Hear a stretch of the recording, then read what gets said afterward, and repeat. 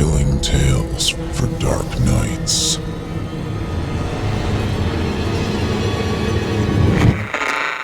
Want to make sure you never miss a Chilling Tales for Dark Nights video again? Be sure to subscribe and hit that bell to turn on notifications. The following program is a production of Chilling Entertainment and the creative team at Chilling Tales for Dark Nights, and a proud member of the Simply Scary Podcast Network. Visit simplyscarypodcast.com to learn more about this and our other weekly storytelling programs, and become a patron today to show your support and get instant access to our extensive archive of downloadable tales of terror. Thank you for listening, and enjoy the show.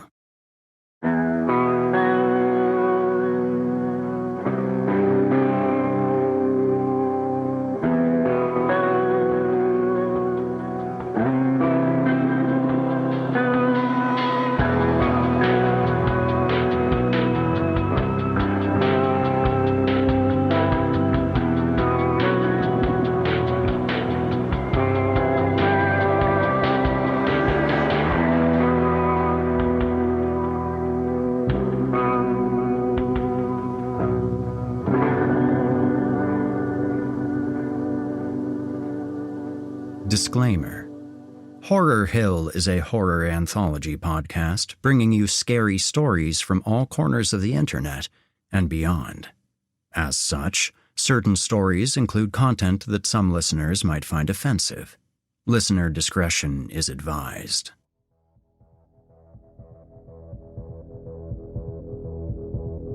Greetings, listeners. I'm Erik Peabody, and this is the Horror Hill Podcast. Tonight, we're going to be reading one story from Micah Edwards, a show favorite, and another from newcomer Chisto Healy. We'll begin with Cavities by Chisto Healy, where a successful dentist with a loving wife suddenly finds himself attending to a very strange walk-in.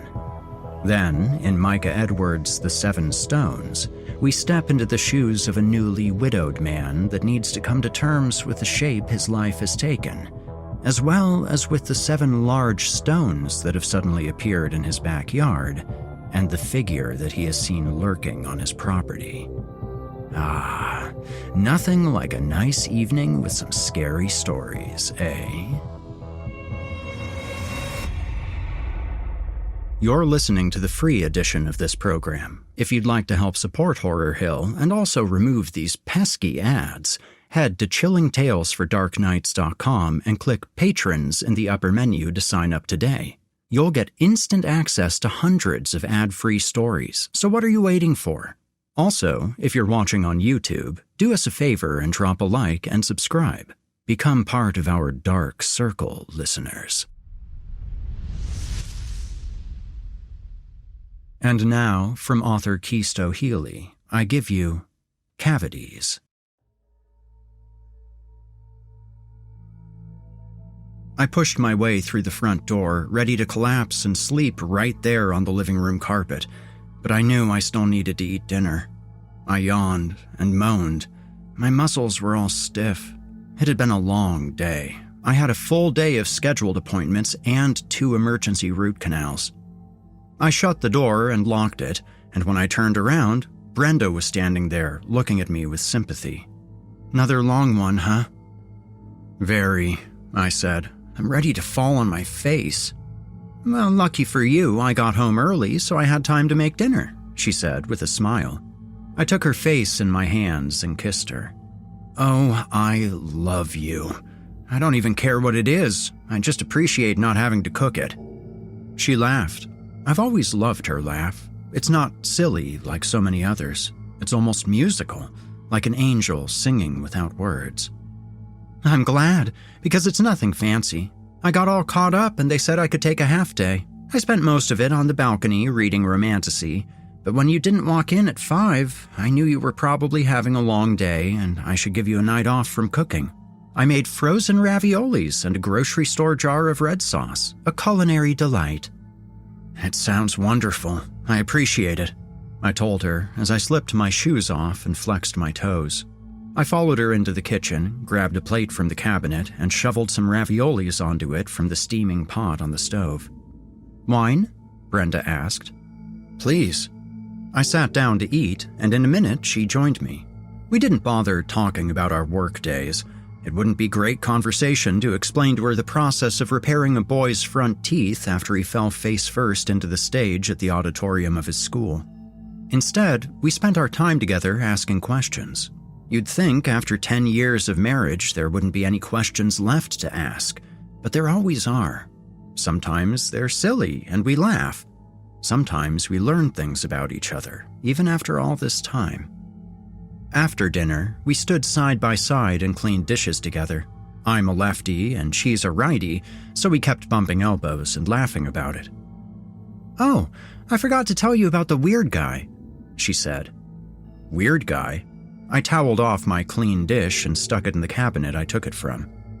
"Yeah, he came by earlier and—" "Came by?" For some reason, those words made me nervous. Outside of our parents, the only people to come by were work colleagues and the occasional neighbor, but those visits were few and far between, and in most cases, planned well in advance. Yeah, it was the strangest thing. He was wearing enough layers to make me sweat just looking at him. I know it's not exactly summer out there, but it was definitely overkill. He had a hood that kept his face mostly hidden and kept looking over his shoulder like he was being followed. He came here.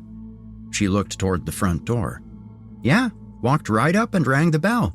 He was looking for you and said it was an emergency. My eyes widened. Jesus, Brenda, why were you so nonchalant? That's insane. Did you call the police? Nope. I said, I'm sorry, Dr. Glasgow isn't in at the moment. Maybe you should try the office where he works. And then what? I said in a panic. She shrugged. Then he left. And you didn't see him again? Nope. I'm guessing the guy had a pretty bad toothache.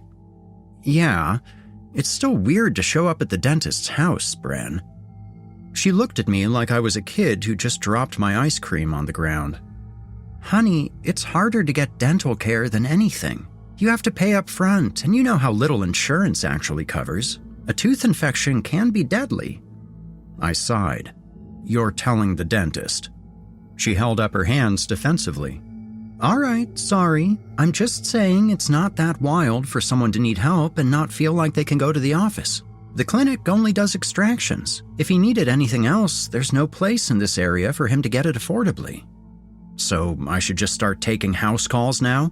Work all day and then let poor people show up at my home to get their teeth fixed? Of course not. Look, he left when I said you weren't around. Yeah, well, I just hope he stays gone. I'm going to bed. You coming? She thought for a moment, then shook her head. Nah, I'm going to read my book some more. If the fairies get it on again, I might just come climb into bed and wake you up. See you then, I said, kissing her lips. I staggered to our room and finally fell onto the bed. I was asleep before I even realized it. I don't know if I dreamed about anything, but if I did, it wasn't anywhere near as terrifying as what I woke up to.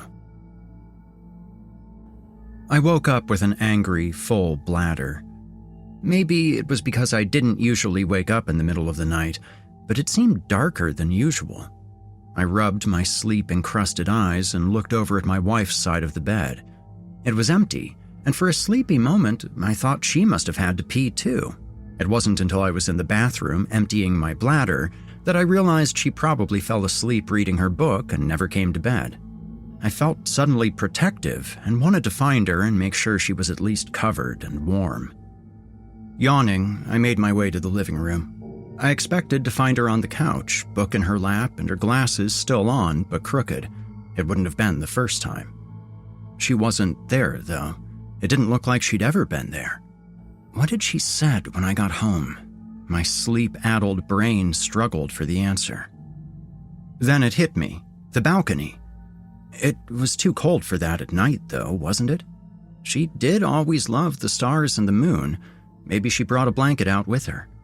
I went upstairs and thought I must be right because the air was cooler. I walked down the hall and into the study. I smirked at the bookshelves when I entered. I loved how it displayed us both. A shelf of all my medical and dental books, and then a shelf of elf smut. The sliding glass door at the other end of the room was open and the curtains blew toward me, propelled by the breeze. "I hope you didn't fall asleep out there," I said as I approached. She didn't answer. It made me nervous. The balcony wall was high, so she would have to stand from her chair to go over the side, but if she was half asleep and disoriented, it was still possible. Did I mention I have anxiety? I approached with caution. I was talking gently to her. I didn't want to yell and startle her awake. I'd never be able to live with myself if I ended up being the reason she toppled over the wall. "Brenda? Brenda, baby?" I reached the door, caught the blowing curtain, and moved it to the side. My nervousness increased when I saw her favorite chair empty. What was worse was that her book was there, open on the floor. Brenda treasured her books. She didn't bend them too far because she didn't want the binding creased. If anyone dog-eared a page or creased her binding, she got visibly angry and told them to keep it, then bought a new copy for herself to keep pristine. I was staring at her book now, pages down, opened almost exactly halfway, creased binding staring at me. I looked at the wall to the balcony and knew I had to look over the edge, but I hated the idea of it. My heart was in my throat. I prayed to God to not let her be lying down there, broken on the concrete. I couldn't breathe as I moved towards it. I'd never been so scared in my life, and that was only the beginning. I got to the wall and wrapped my fingers around it. Then I froze. I knew I had to look, but I couldn't will myself to do it. What if she was dead? Oh, God. I tried saying her name again, softly at first, and then louder. "Brenda?" The only reply was the whistling wind. I screamed a curse word, and I wasn't that type of person. I was so used to being at the office and working on children, or just trying to keep a professional atmosphere in general, that curse words were all but out of my vocabulary. It took something with this level of distress to draw one out of me. I leaned forward and looked over, the wind blowing down the back of my neck and under my shirt. I shivered, but tried to focus. "Oh, thank God," I said when I didn't see her body lying broken on the walkway. My relief was short-lived, though, when I saw someone else standing at my front door. He looked homeless, wrapped in layers and topped with a navy blue hoodie pulled over his head. I knew it had to be him, the guy Brenda had told me about earlier. He came back, but where was Brenda? Did she see him? Maybe she went to wake me up and I was already gone. Or maybe she got scared and dropped her book and ran inside. But then, where was she? The bathroom? What if she went down to answer the door again and something happened? But if he did something to her, wouldn't he go away and not just stay there at the door? That was pretty damned conspicuous. There was only one way to know what he was up to, and that was to go down there and talk to him. Something about him creeped me out. My instinct told me not to go down there, to do the opposite and lock everything and stay far away from that guy. But that wasn't really an option. I had to know if he knew what happened to Brenda. As I was thinking this, he seemed to sense my presence, and he looked up at me. I didn't mean to, but I gasped. His face was bathed in the shadow of his hood, but I could see enough to know I should be frightened. His skin was scarred and torn, and his eyes were like cat eyes. I swear they glowed in the dark. I was terrified, but I felt bolder being up there on the balcony than I would being in front of him at the door, so I called out, "What are you doing here? Where's Brenda?" He didn't say anything. Instead, he waved me toward him with a finger and gestured for me to come down. My instincts were screaming. I patted my pocket, looking for my phone, and realized I left it on the nightstand next to my bed. I always unload my pockets before bed to make sure I don't forget to change anything over to my clean pants the next day. It's habit. I cursed for the second time. I needed to check the whole house and make sure that Brenda wasn't inside somewhere safe and sound. I could grab my phone during the search and call the police. Maybe he would get tired of waiting for me and just leave. It wasn't an elaborate plan, but at least it was a plan. I went room to room, frantically calling for her. "Brenda? Brenda, honey, where are you? Brenda?"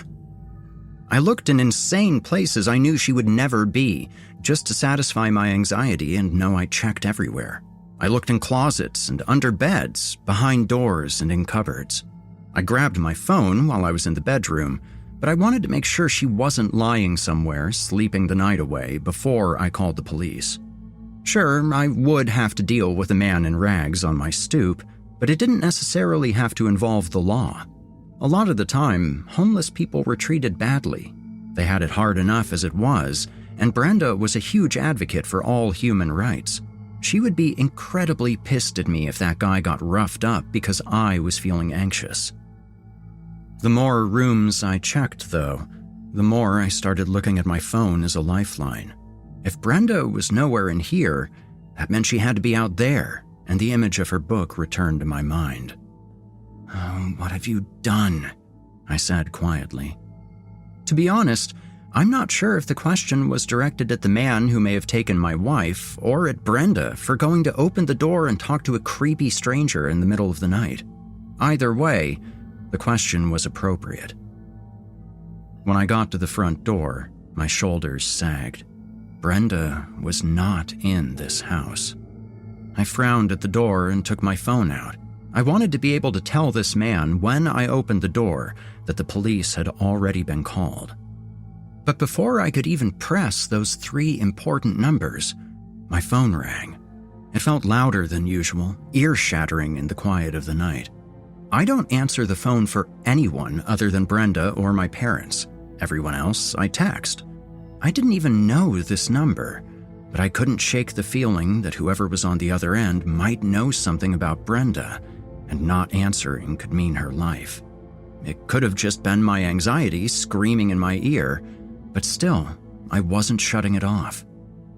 I pressed the green answer button on my screen and held the phone to my ear. "Hello?" "You're going to want to not do anything stupid," a voice said. It sounded thick, mucusy, sickly. What? It was all I could think of to say. "If you call the police like you just intended to, I'll kill her. Hang up the phone, put it back in your pocket, and open the door." I was really trembling then.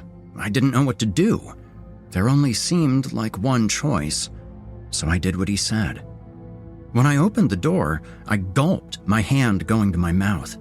The stranger stood facing me, and he held my unconscious wife by the back of her collar. She was draped on the floor at his feet as if she was no more than a lifelike dummy replica of herself. I had to ask, "Is she—" "Not yet. I need you to invite me in and then move out of my way so I can enter." I didn't move or speak for a moment. I just couldn't stop staring at Brenda. My heart hurt like it never had before. "Now!" I nodded and stepped aside, but he didn't move. He just glared at me with those piercing eyes. "You forgot the first part, Dr. Glasgow." I tried to speak, and my throat wouldn't let me. I cleared it and tried again, and was surprised by how mousy my voice sounded. Come in." He nodded and stepped inside, dragging Brenda's limp form with him. When inside, he shut the door and locked it. "What did you do to her? What do you want?" I asked. "I couldn't break in, and I knew you wouldn't let me in because the good doctor doesn't associate with street people. But your kind-hearted wife presented me with an opportunity. She was out on the balcony reading her book at night. I thrive on the night, Dr. Glasgow. I simply went up and brought her down as a bargaining chip to gain entry. But she's asleep. I couldn't chance her screaming and waking the neighborhood, so I told her to go to sleep and to dream good things until I told her to wake." This man was insane. I shook my head and stammered before finally finding my voice again. So you're some kind of magician, a hypnotist or something? Not hardly, he said. He removed his hood for the first time, and I couldn't hold back the gasp. His face was covered in burns, scars, and scabs. His hair was in clumps upon a bald-patched melanoma-spotted head. His nose was little more than slits, 2 nostrils caving into the rocky crater of his face. His ears came to pointed tips, like the elves in Brenda's smutty books. What happened to you? I asked. I was a cocky young man my first century, Doctor. What? I thought I could walk in the daylight because I could just drink and heal, and pain was something I cherished, not ran from. The burns of the sun didn't frighten me. Pain was a reminder that I was alive. People refer to us as undead, but that's for books and movies. I'm very much alive. I swallowed a lump in my throat. My gaze kept darting from this horrible image to my unconscious wife at his feet. Are you saying you're a vampire? He nodded. Forget everything you think you know. It's all wrong. Okay, I said, because what else could I say to this strange man? I was just concerned about Brenda. As a living being, I am susceptible to human illness, it seems. At least somewhat. I've never had a cold or the flu in my life, but my constant sunburns resulted in skin cancer that metastasized. I can't really walk into the clinic and sign up for chemo and radiation. Feeding, though. Feeding pushes the symptoms back. It restores my health for a bit, but the illness always returns. That is why I must continue to feed. I swallowed again. Do you want to feed on us? He sighed and rolled his piercing eyes, glaring at me like I was stupid. If that was all I wanted, I would have already taken sustenance from Brenda. Life is never so simple, is it, Doctor? No, I asked, more of a question than an answer. I wasn't sure if I was meant to actually respond or if that was the answer he was looking for. No, he repeated, and I almost sighed with relief. I can't feed. My fangs have horrific cavities. The pain is awful, but as I stated, I can deal with that. But they're breaking, and if I lose them, I die. I won't be able to fight the cancer. I raised an eyebrow. This time, I was looking at him like he was dumb. I was feeling more confident. Obviously, that's not true, I said, hands on my hips.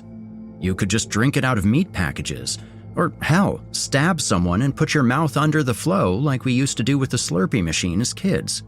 You didn't really think this through, did you?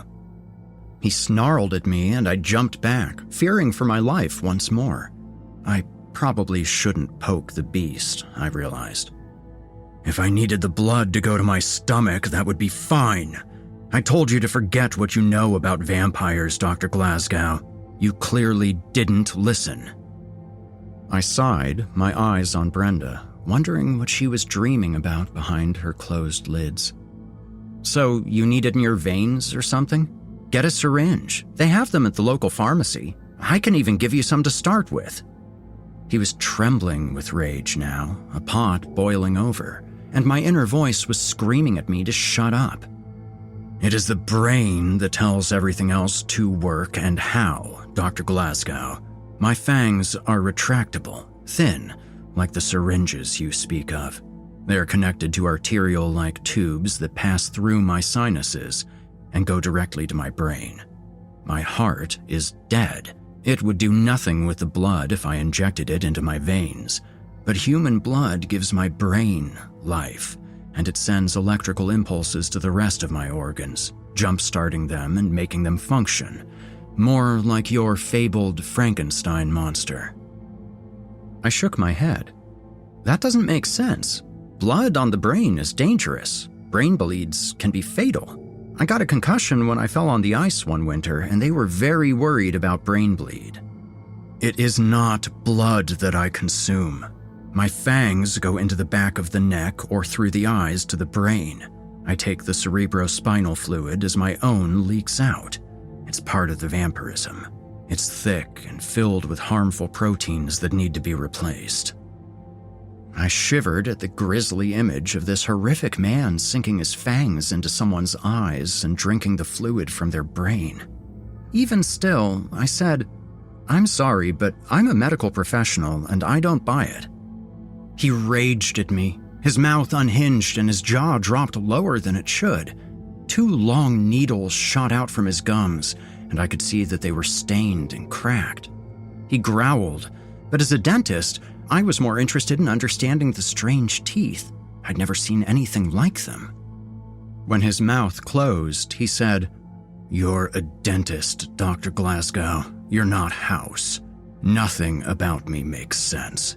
I have dead, petrified organs that only work when they get impulses from my brain powered by human brain fluid. I burn in the sun and develop skin cancer. I'm a monster." "But you said it metastasized. If the organs are dead until you feed, doesn't that mean it can't spread like that?" "It should. But even when I get them working, they have complications now.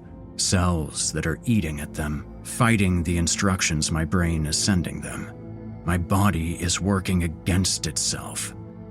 "Doesn't that mean feeding is actually bad because it's not just feeding you, it's feeding the disease?" "And yet, it's the only option. Eventually, my jump-started organs will fail and I will perish, but not feeding will end me now." "Why? If you're not truly feeding on it, you won't starve without it. Maybe you'll be fine." "I haven't fed in days, and look at me. My burns won't heal. My nose fell off. If I don't feed, I will rot and turn to dust." "So you are dead, kind of." "I don't know what I am. I didn't ask for this. I was made, and now it was so long ago, the details are little more than a blur." I nodded. I hated to admit it, but I was fascinated by the stranger's story. If he was being truthful, then Brenda was unharmed and I could allow myself to listen and participate in this bizarre experience. "So your options are to rot and die, or live with the agony of cancer slowly killing you. That sucks." "It does, especially after 150 years of life. But I suppose true immortality doesn't exist, Doctor. All things must come to an end eventually." "Why didn't you just go to the dentist?" "I just did." "I mean, the office, like everybody else. You've been alive for so long. Surely you have money and insurance and things, right?" "If only.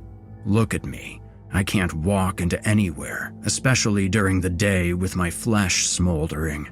The money I have is stolen from those I feed upon, and it isn't much. I live in hiding, like a rat. There is nothing glorious about true vampiric life." "Then why keep going? Why not just let it end? Stop suffering." His anger seemed to fall away like a towel that wasn't tied tight enough. He sighed and his shoulders slumped. "Many times I've asked myself the same question.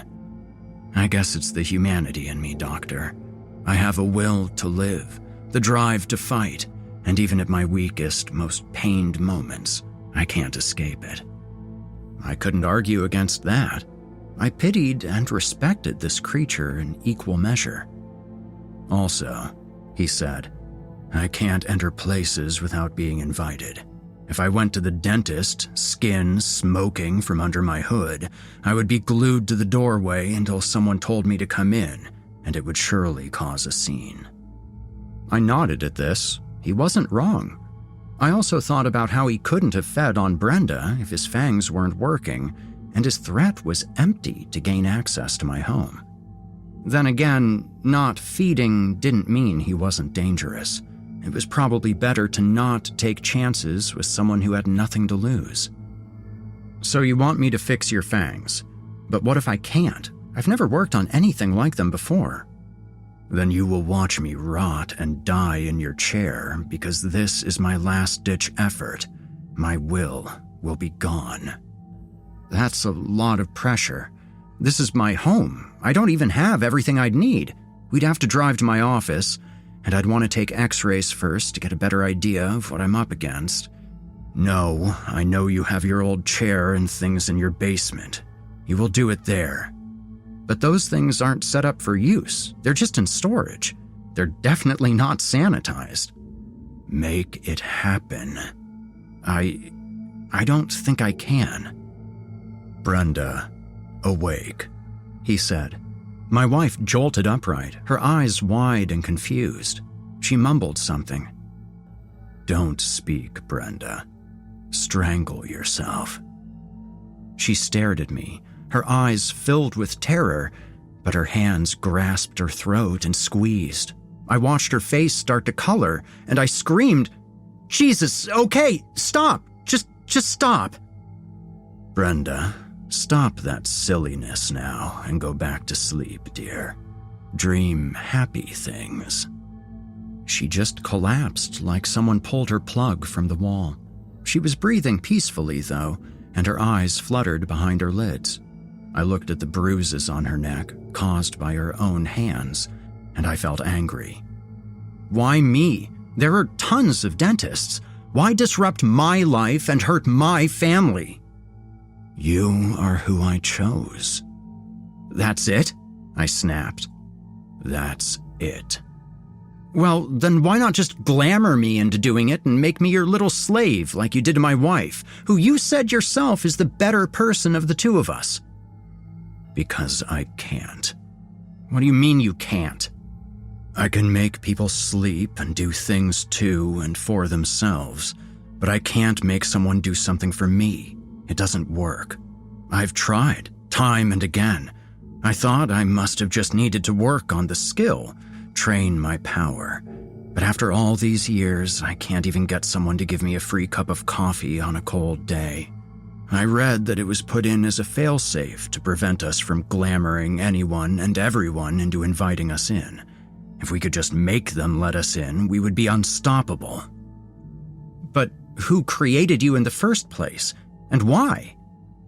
I don't know. All I know is what's in the journal I found from another like me. I will leave it with you as payment for your services. Maybe you can find out more about my kind and our purpose.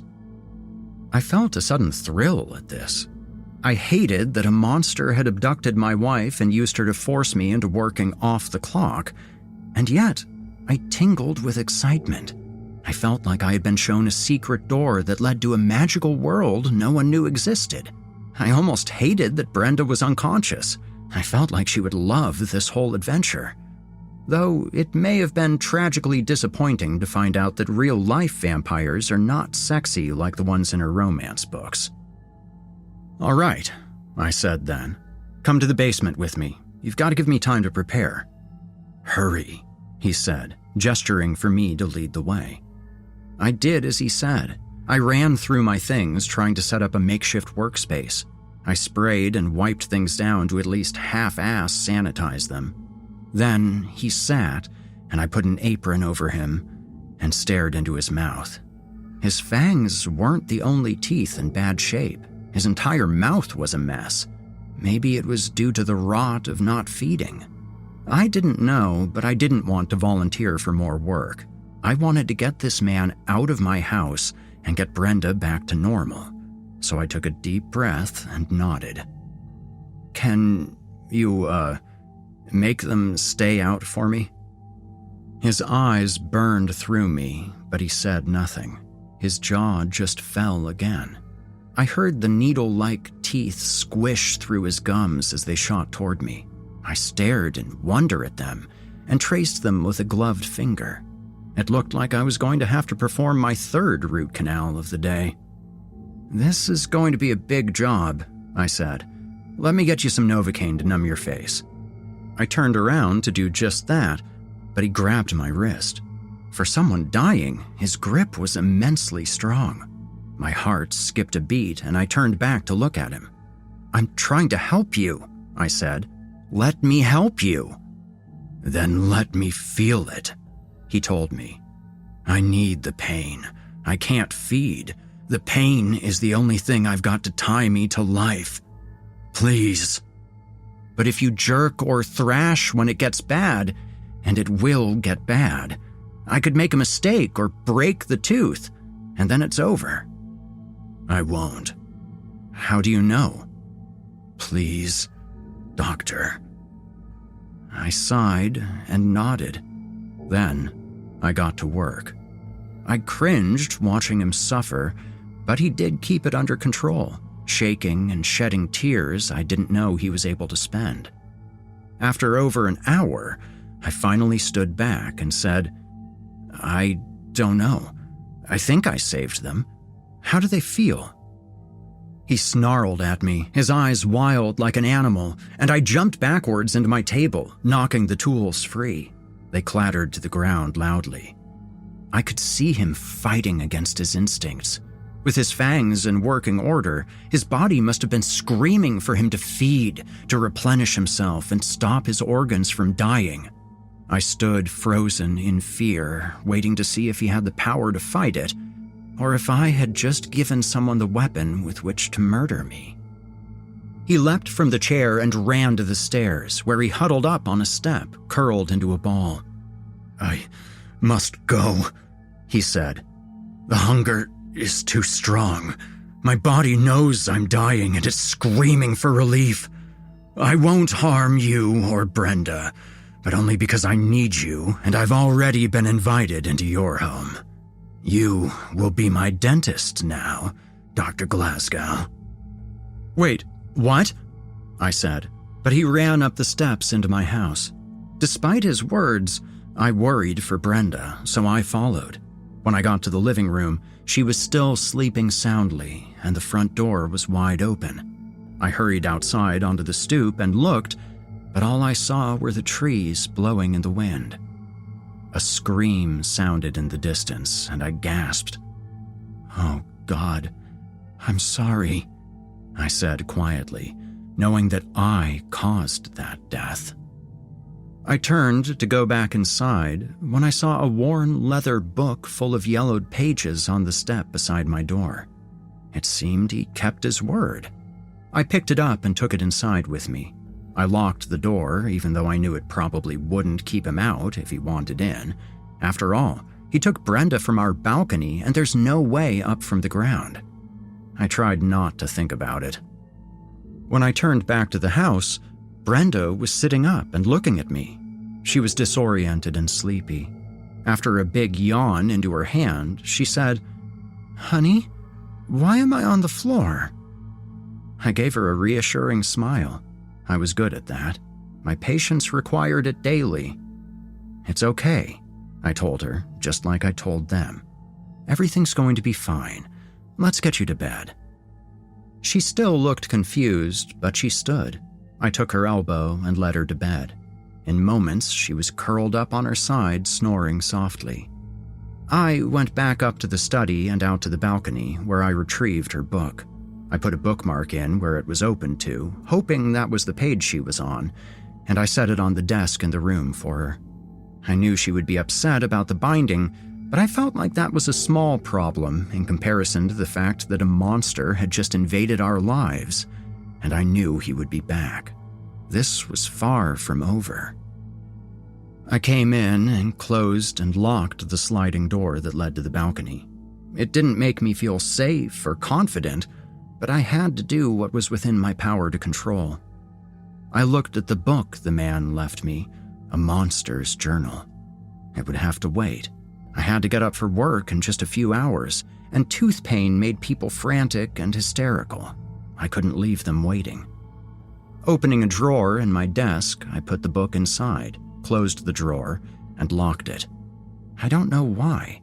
I didn't keep anything secret from Brenda and never had. I guess it was just that the book felt so rare, so special, that I coveted it. I wasn't locking it away from my wife. I was locking it away from everyone. With a yawn of my own, I made my way back downstairs and I climbed into bed beside my wife. I wrapped my arm around her middle and she put her hand over mine, cooing softly. I nuzzled my face into her neck. After tonight, the little things mattered that much more. I didn't know what tomorrow would bring, but I knew that my life had been forever changed. It was hard to sleep. My heart was still racing. I stared at the window and listened to the screams ripping through the night. Brenda's hand tightened on my own, and she sleepily mumbled, "I love you." "I love you too," I said quietly, kissing her cheek. The screams abruptly stopped, and I shuddered. I pulled Brenda more tightly into me and held her with everything I had. I did it for her, I told myself. I had no choice. But was that really true? I saved my wife, but at what cost? What did I just unleash upon the world? Was it worth it? My heart said yes, but all I could think about was that journal locked in my desk upstairs. I was terrified of the answers it contained. I didn't know if I was ready to receive them, but I had to force it out of my mind. I nuzzled Brenda lovingly and closed my eyes to keep from staring at the window. Then, despite everything, I slept.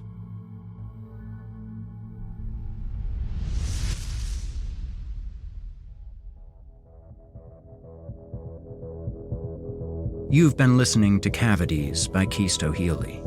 Chisto Healy is an author from North Carolina that writes in several genres, including science fiction, fantasy, and of course, horror. Also an artist and musician, you can find more of Chisto's work on Amazon.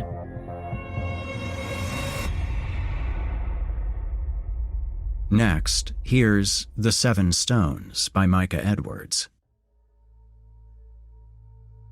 A year and a half after my wife died, I went on a date. The night before had been not good. In fact, there's no sense in being coy. Let's call it what it was. Bad. Awful. I'd been okay, not perfect, maybe not even great, but it had been a year. I'd thrown myself into work and hobbies and life. I didn't even think about her every day anymore. Most days, sure, but not every day. I thought I could see a light at the end of the tunnel. I was going to come out of it different, but I was going to get through. And then it was the anniversary of her death, and I was not okay. It was the word anniversary that got me more than anything.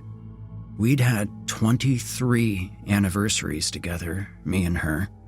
I'd had one without her, the month after she had died, and that had been a bad day as well. I knew it was going to be, though. I planned for it. I had friends over. We celebrated her. We got tastefully drunk and told stories. I cried a lot. They were all there for me. It was a hard day, but I didn't have to do it alone.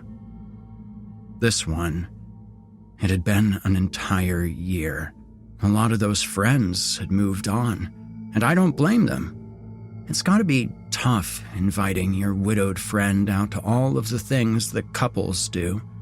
They let me third and fifth wheel for a long time, and I appreciated it. After a while, though, most of them started dropping hints that they had a friend I might like to meet, or maybe I should talk to that woman at the bar, or things like that.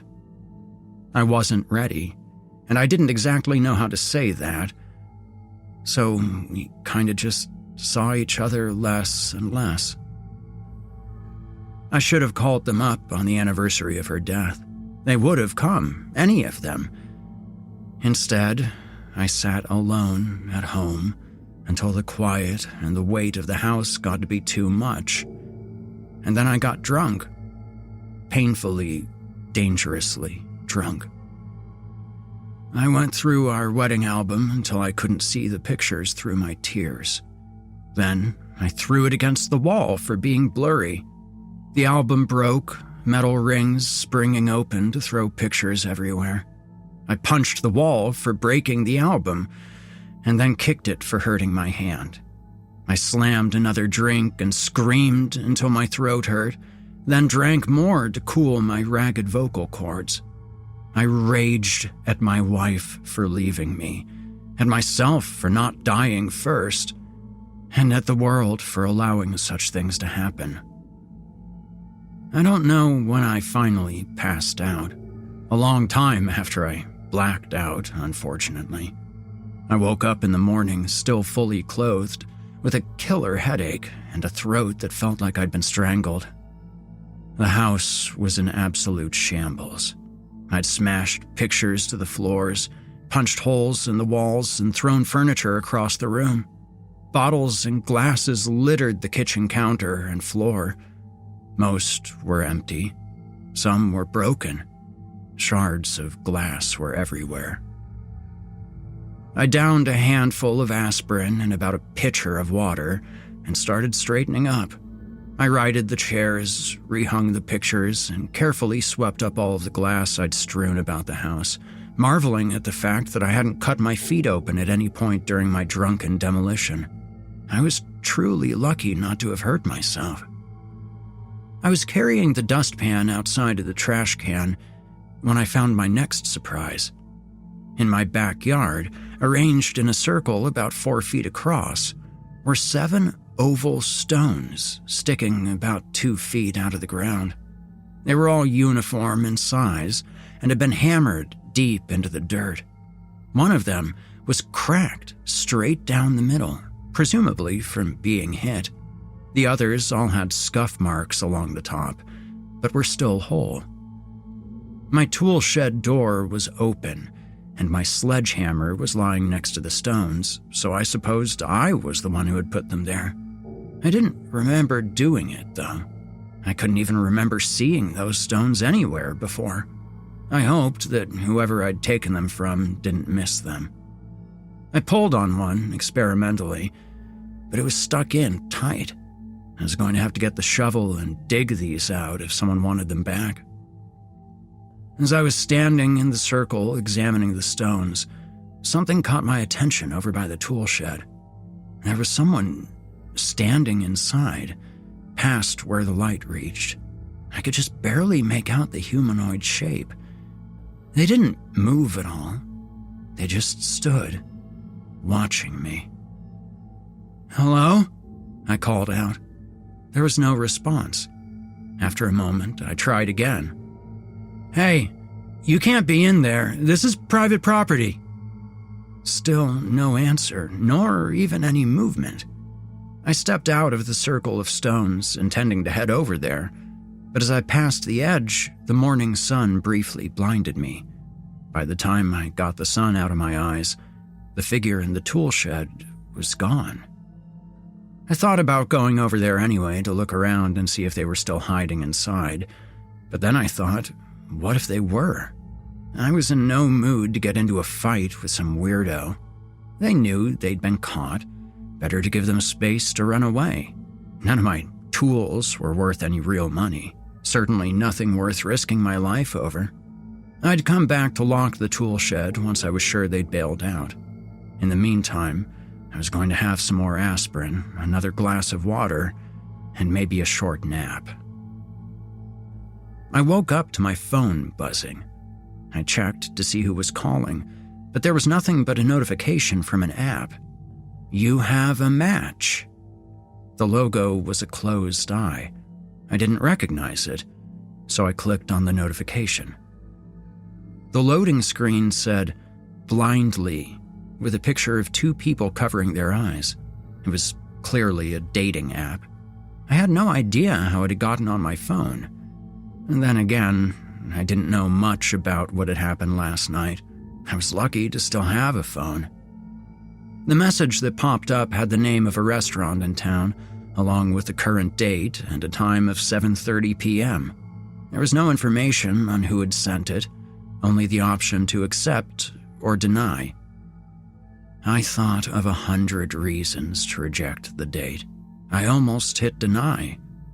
Then I looked at the holes I'd punched in my walls, at the pictures with no glass in their frames, and at my generally disheveled house. And I tapped accept. Your date will be wearing a yellow top or dress, the app told me. You will wear a blue shirt. The rest will happen blindly. A bit gimmicky, but clearly I'd found it compelling enough last night. I got up in search of a blue shirt to wear. She was waiting for me when I got to the restaurant. I saw her as soon as I walked in the door. Her dress was the color of corn silk in the sun. She looked like summer. She smiled when she saw me and held up the Blindly app screen questioningly. I nodded and walked over to join her. I can't describe that evening. It was easy in a way I hadn't ever expected. I thought I would be awkward, lost, maybe even angry. I knew I wasn't ready, no matter what my friends had thought. It wasn't fair to subject someone else to me. And yet, it was wonderful. She was light, she was happy, she was sincere. I don't know what we talked about. I only knew that time flew by and I enjoyed every moment of it. She was nothing like my wife. I couldn't have stood it if she were. But we connected the way only my wife and I ever had. We had dinner and drinks, and then we walked around the city talking about everything and nothing, just enjoying each other's presence. I wish this night didn't have to end, she said. It doesn't, I told her, surprised at my own boldness. She smiled and pushed me teasingly. How can we have a second date if the first one doesn't end? Besides, I'm sure you have things you need to do. I thought about the state of my house. There are a few things I could patch up. Patch them up then. She smiled. I'll see you soon. It was nearly midnight by the time I parked in my driveway. As I was walking toward the front door, I heard a resounding crack from behind the house. I circled around to see what it was. Moonlight flooded the yard, revealing it to be still and empty. My tool shed door yawned open, a black portal into nothingness. The 7 stones stood in their ring. A second one was cracked, split from top to bottom. My sledgehammer was exactly where I had found it that morning. The noise could have been the stone splitting in two, but if so, what had caused it to crack? I went to bed unsettled, but as soon as I lay down, I fell fast asleep. I spent the next day actually cleaning the house. The drunken damage I'd done was only the most visible of the problems. Counters were dusty, clothes weren't put away. I couldn't remember the last time I'd really cleaned the kitchen. The house, like me, had just been sort of generally coasting along. And also like me, it had been slowly slipping into disrepair. I scrubbed, I swept, I cleaned, and the house was much better for it.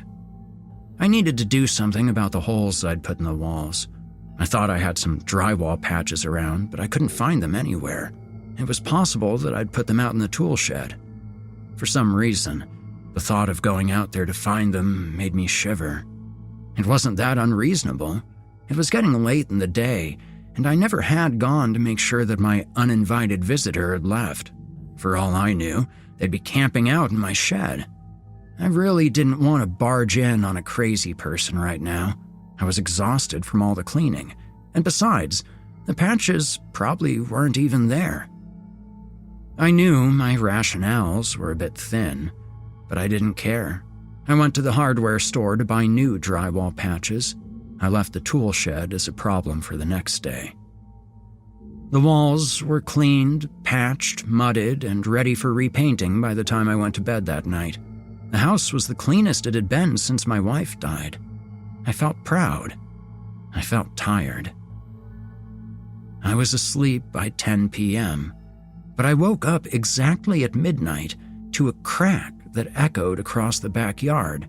It had the painful resonance of breaking bone. I crept over to the window to peer out. Just as before, the yard was silent and devoid of movement, but a third stone had split. I could see faint moonlight spilling through the jagged fracture. I watched out of the window for a long time. Nothing moved. Nothing changed. Eventually, I ventured into the backyard with a flashlight. I shone it around vaguely, but nothing moved other than the shadows. They leapt and danced, telling incoherent stories. I could not see into the tool shed. I walked closer, passing through the circle of stones as I did so. As soon as I was inside, I could see the figure in the doorway again. I stopped, dead in my tracks. "You can't be here," I said. My voice sounded shrill. The figure hung back from the entrance, shrouded in darkness. It did not move. It was tall. Its head and face were hidden by the doorframe. It was the general shape of a human. I stared at it, trying to make out details, but they were hidden in the gloom. Something disturbed me about its feet. The longer I looked, the more convinced I became that they did not touch the ground. I backed away, unnerved. My view of the figure ended as soon as I left the circle of stones, but I could still feel its presence. I just couldn't see it when I wasn't between the stones. I thought about going over to the tool shed, shining my light inside and seeing what was truly there. Instead, I went back into the house and locked the door. The next day, I painted. I had planned to just paint over the patches, but I didn't know where the matching paint was, and once I was buying new paint anyway, I decided to go all in. I redid the entire house in bright colors. I taped and tarped and rolled and brushed until I was dizzy from the fumes and I could barely lift my arms. At the end, the house looked vibrant and new. It felt like a weight was lifting. I tumbled into bed before 8 o'clock. I was sure that nothing could wake me, but that brittle crack brought me out of a dead sleep in an instant. I didn't have to check my phone to know that it was midnight on the dot. I didn't go outside. I didn't even get out of bed. I just lay there, picturing that empty tool shed door and hoping that whatever was inside wasn't picturing me in return. I woke to a text. "How's your patching?" "Patchy," I sent back. "Want to get breakfast?" I checked the time and sent a follow-up. "Lunch?" She was as vibrant as she had been on our first date. Her sundress was as light and flirty as her pleased grin when she spotted me. "It's good to see you again," she said. "I thought you might be gone." "Where would I go?" She shrugged. "Sometimes people just go." "Well, I'm here to stay," I said. She gave me a smile that spoke of secrets and sadness. No one's here forever. I didn't like the feeling that comment gave me, so I let the topic drop. The darkened moment passed like a cloud over the sun, and then the day was fresh and light again. I took her to my favorite spots in town, the park and river and bars, all of the places that had ever meant anything to me. I don't know how we packed it all in. It was a lifetime summarized in a single day. She was there, appreciative of it all, but somewhere along the way, I realized I was my own real audience. I saw, too, that she had known that all along and enjoyed being along just for the ride. Afternoon faded into evening, which dropped rapidly into night. I lost track of time entirely. I was shocked when I checked my phone and saw that it was 3 in the morning. In the back of my head, I'd been waiting for that deathly crack to warn me of another passing midnight. It made no sense. I was miles from home. But still, I had expected it, and it was a vast relief to find that it had not happened. It was nothing supernatural. It was just a sound. "You look happy," she said. Something I was worried about turned out to be no big deal, I said. There was no darkness when she was there. We didn't sleep that night. It didn't seem to be important. We danced through the night until dawn brought back the sun, and somewhere in there, my endless day of reminiscence flowed easily into doing all the things I had always meant to do. We toured art galleries and explored old shops and found our way into all of the nooks and crannies that the town had to offer. It was seamless and effortless, and when we found ourselves back at my place at the end of it all, it was the only natural progression that could have happened. I showed her my house with the same pride I had shown her the town, and knew that again I was showing myself. The damage had been repaired. The paint brightened the rooms. The house was good. It was whole. "Show me the stones," she said. It was dark outside. The tool shed was still open, darkness on darkness. "I don't want to." "It's okay," she said softly, and took my hand. I took courage from her touch. We went to see the stones. 5 of them are cracked now. We walked toward them and stood in the center of the circle. I could see the thing in the tool shed watching me. It didn't move. It was waiting for me to come to it. We looked into the darkness of the tool shed together, she and I. "Why is this happening?" I asked. "It's almost midnight," she said.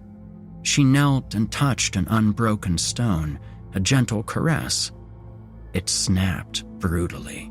I felt the impact shudder down my spine. She stood and faced me again. "You have one more day if you need it." "What happens after that?" She nodded to the tool shed. "It comes for you." "And if I don't need the day?"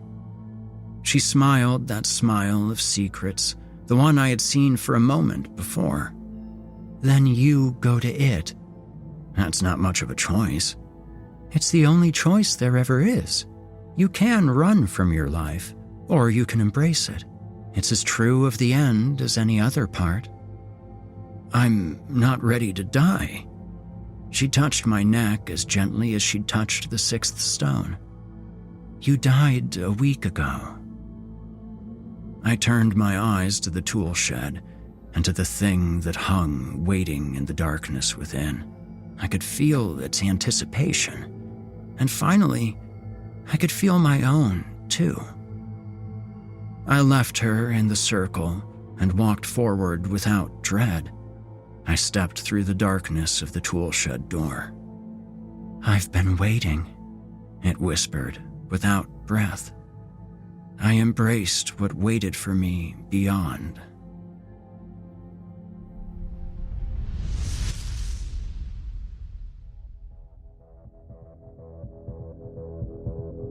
That was The 7 Stones by Micah Edwards.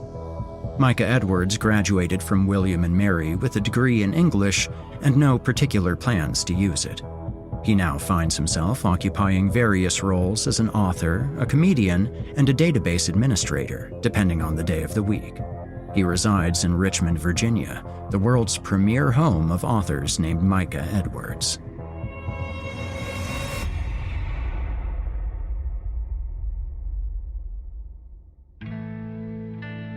And with that, my friends, we conclude tonight's episode. I'd like to extend my thanks to Chisto, Healy, and Micah Edwards for their stories, and of course, to all of you for coming back to Horror Hill. I'll be back with more chilling tales next week, so be sure to tune in. In the meantime, stay spooky. You've been listening to the Horror Hill Podcast, a production of Chilling Entertainment and the creative team at Chilling Tales for Dark Nights. Tonight's episode was hosted, narrated, scored, and finalized by yours truly, Erik Peabody. Additional music by Nikki McSorley. Got a terrifying tale of your own that you'd like performed? Email it to us at submissions@simplyscarypodcast.com to have your work considered for future production. If you enjoyed tonight's episode, why not help us spread our dark presence online? You can follow Chilling Tales for Dark Nights on social media and upvote, subscribe, and hit the bell notification icon if you're listening to this on YouTube.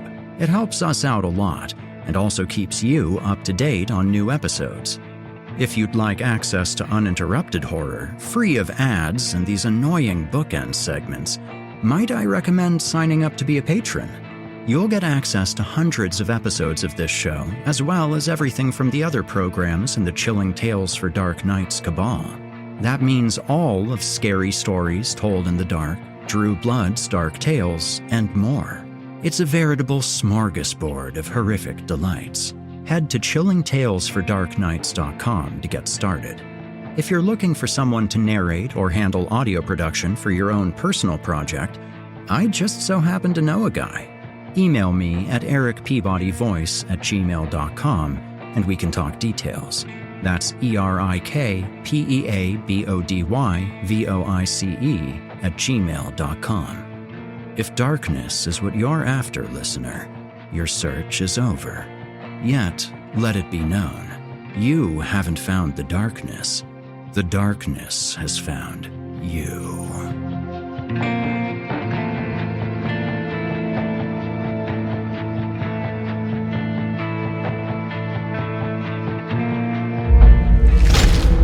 Chilling Tales for Dark Nights.